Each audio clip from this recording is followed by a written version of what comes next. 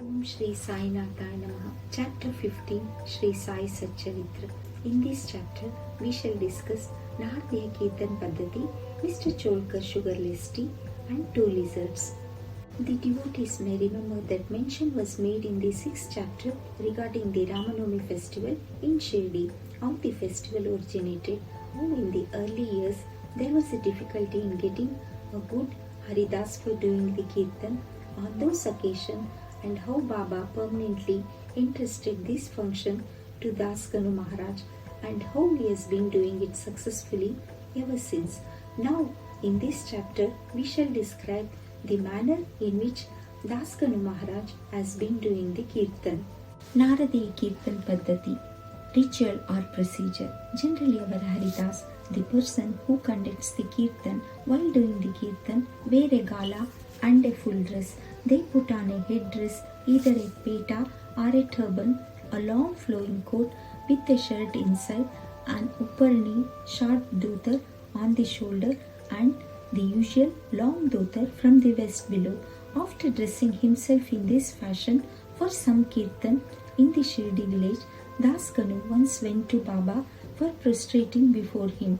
Baba asked him, "Well, bridegroom, where are you going?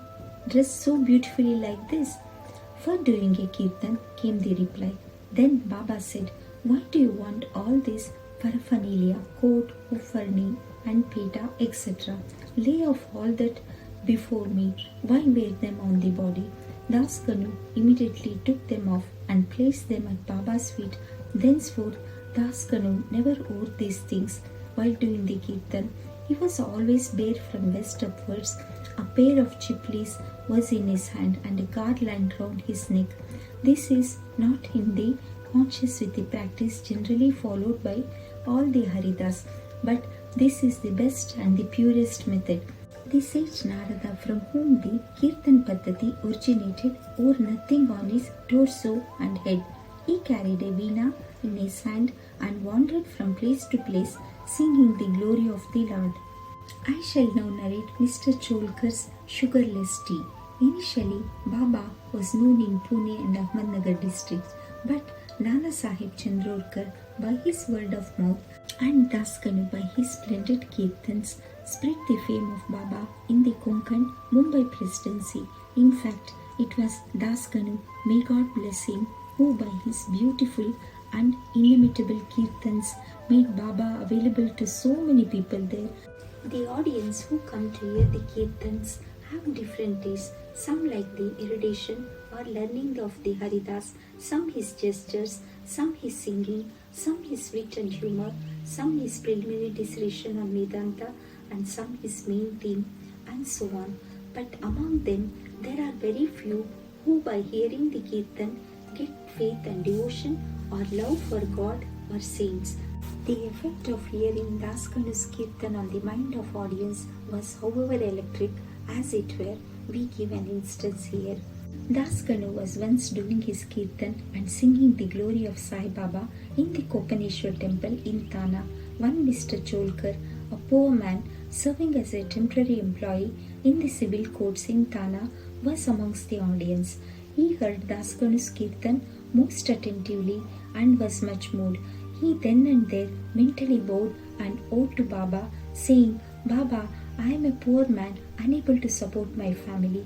If by your grace I pass the departmental examination and get a permanent post, I shall go to Shirdi, fall at your feet, and distribute sugar candy in your name."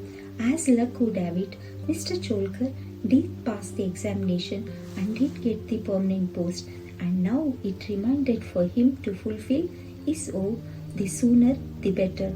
Mr. Cholkar was a poor man with a large family to support, and he could not afford to pay for the expenses of a Shirdi trip.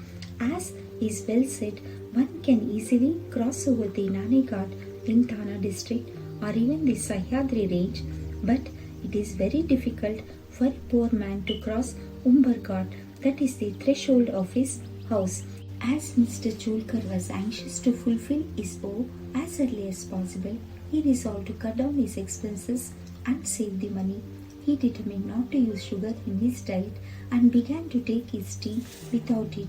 After he was able to save some money in this way, he came to Shri, took Baba's darshan, fell at his feet, offered a coconut, distributed it with a clean conscience along with sugar candy as per his oath, and said to Baba that he was much pleased with this darshan and that his desires were fulfilled that day. Mr. Cholkar was in the masjid with his host Bapu Sahib Jo.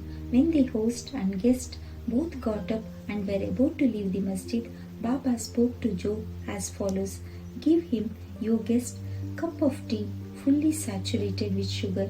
Hearing these significant words, Mr. Cholkar was much moved. He was wonderstruck. His eyes were bedewed with tears and he fell at Baba's feet again. Mr. Jog was also curious about this direction. Baba wanted by his words to create faith and devotion in Cholkar's mind. He hinted, as it were, that he got the sugar candy as per his oath, and he knew fully well his secret determination not to use sugar in his diet. Baba meant to say, "If you spread your palms with devotion before me, I am immediately with you day and night. Though I am here physically, still I know what you do beyond the seven seas. Go wherever you wish over the wide world. I am with you. My abode is in your heart, and I am within you. Always worship me, who is seated in your heart, as well as in the hearts of all beings. Blessed and fortunate indeed is he who know me thus."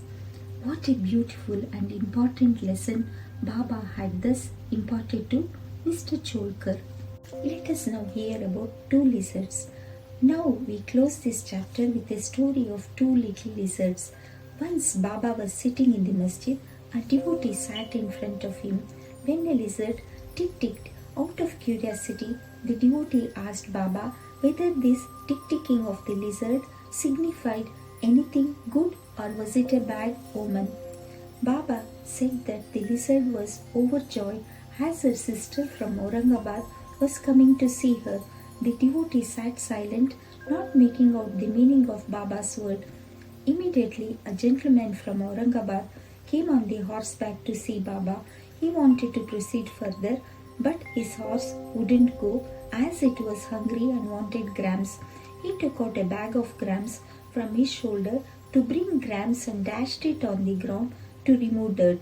A lizard came out from there and in the presence of all climbed up the wall. Baba asked the questioner devotee to mark her well. She at once went strutting to her sister. Both sisters met each other after a long time, kissed and embraced each other, whirled round and danced with love.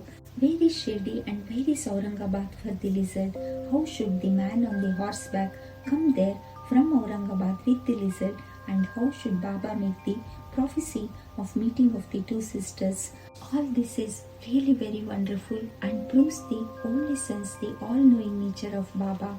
He who respectfully reads this chapter or studies it daily will get all his miseries removed by the grace of Sadguru Shri Sai Baba. Go to Shri Sai, peace be to all. Om Shri Sadguru Sai Natharpanamastu, Shubham Bhavatu. Chapter 15 ends here. Om Shri Sai Nathaya Namaha.